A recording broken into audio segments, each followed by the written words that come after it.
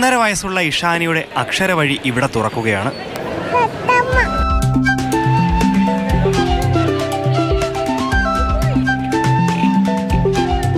ഇഷാനിയെ പോലെ ഒരുപാട് കുരുന്നുകൾ അച്ഛൻ്റെയും അമ്മയുടെയും കൈപിടിച്ച് പുസ്തകം മണക്കുന്ന നിയമസഭയിലേക്ക്.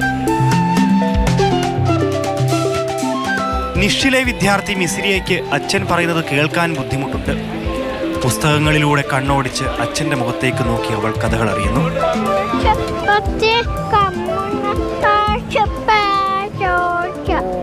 കുട്ടികളുടെ വായനയിൽ വലിയ മാറ്റം സംഭവിച്ചുകൊണ്ടിരിക്കുകയാണ്.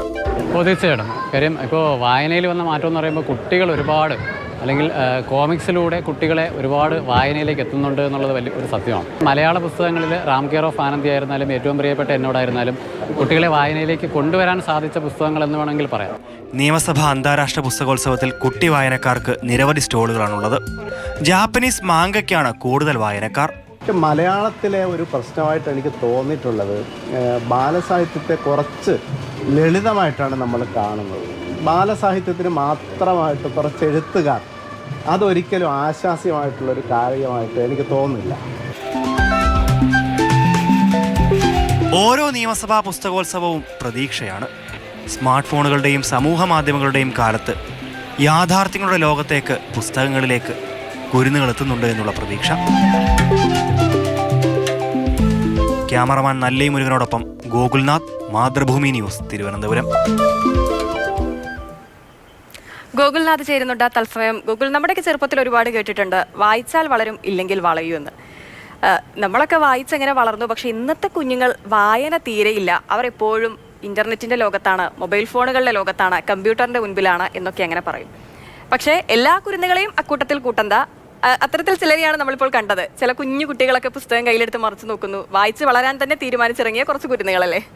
ഹിമ, തീർച്ചയായും വായന മരണത്തിൻ്റെ വക്കിലാണെന്നൊക്കെ പറയുമ്പോഴും ആ വായനയ്ക്ക് മരണം ഒരിക്കലും സംഭവിക്കുന്നില്ല. അതിൻ്റെ ആ ഒരു രീതി മാറിയിട്ടുണ്ടെന്നേ ഉള്ളൂ. ആളുകളുടെ ടേസ്റ്റിൽ വലിയ വ്യത്യാസം വന്നിട്ടുണ്ട്. മുൻപ് ബാലസാഹിത്യ കൃതികളിലൊക്കെ ക്ലാസിക്കുകൾ വായിക്കുന്നവരുണ്ടായിരുന്നു, മറ്റ് കവിതകളൊക്കെ വായിക്കുന്നവരുണ്ടായിരുന്നു. പക്ഷേ ഇപ്പോൾ അതിൽ നിന്നൊക്കെ മാറി മറ്റ് ഒരു 5 വർഷത്തിനിടയ്ക്ക് വലിയ മാറ്റം സംഭവിച്ചെന്നാണ് പ്രസാധകരടക്കം പറയുന്നത്. കാരണം മുൻപുണ്ടായിരുന്ന ബാലസാഹിത്യ അമർ ചിത്രകഥകളടക്കമുള്ള കാര്യങ്ങൾ മുൻപ് വായിക്കുമായിരുന്നെങ്കിൽ ഇപ്പോൾ ഈ ജാപ്പനീസ് മാങ്ക ഒക്കെ വായിക്കാൻ കുട്ടികൾക്ക് വലിയ കൗതുകമാണ്. അതുപോലെ തന്നെ ചില കോമിക്സുകൾ, അത് ഇംഗ്ലീഷ് കോമിക്സുകളിലേക്കൊക്കെ തന്നെ വേർതിരിഞ്ഞ് പോയി എന്നുള്ളതാണ്. അപ്പം നമ്മളുടെ വായന ഒരിക്കലും മരിക്കുന്നില്ല. പക്ഷേ അതിൻ്റെ രീതികൾ മാറുന്നുണ്ട്. അതിൻ്റെ ആ ഒരു എന്താ പറയുക, ആളുകളുടെ ആ ഒരു എസൻസ് മാറിക്കൊണ്ടേയിരിക്കുകയാണ്. വൈവിധ്യമാർന്ന വായനയിലേക്ക് മാറിക്കൊണ്ടിരിക്കുന്നു എന്നുള്ളതാണ്. ആൾ പറഞ്ഞതുപോലെ തന്നെ മുൻപ് ഇത്തരത്തിൽ എഴുത്തുകാർ, ബാലസാഹിത്യത്തിന് വേണ്ടി ഒരുപാട് എഴുത്തുകാർ ഉണ്ടായിരുന്ന ഒരു ഘട്ടത്തിൽ നിന്ന് ഇപ്പോൾ വരുമ്പോൾ ബാലസാഹിത്യത്തിന് പ്രത്യേകിച്ച് എഴുത്തുകാർ കുറഞ്ഞു വരുന്ന ഒരു സാഹചര്യം കൂടെ ഉണ്ടെന്നുള്ളതാണ്.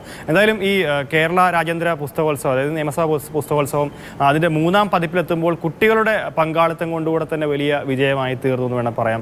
കാരണം അത്രത്തോളം തന്നെ വലിയ രീതിയിൽ കുട്ടികളുടെ ഒരു പങ്കാളിത്തം നിയമസഭയ്ക്ക് അകത്തുണ്ടായിരുന്നു. ഇന്നെന്തായാലും ഒരു അറിയിപ്പ് കൂടെ വിദ്യാഭ്യാസ മന്ത്രിയുടെ ഭാഗത്തു നിന്ന് വന്നിട്ടുണ്ട്. വായിക്കുന്നവർക്ക് ഗ്രേസ് മാർക്ക് കൊടുക്കും എന്നുള്ളതാണ് ഏറ്റവും പുതിയ ഒരു അപ്ഡേറ്റ് ആണത്.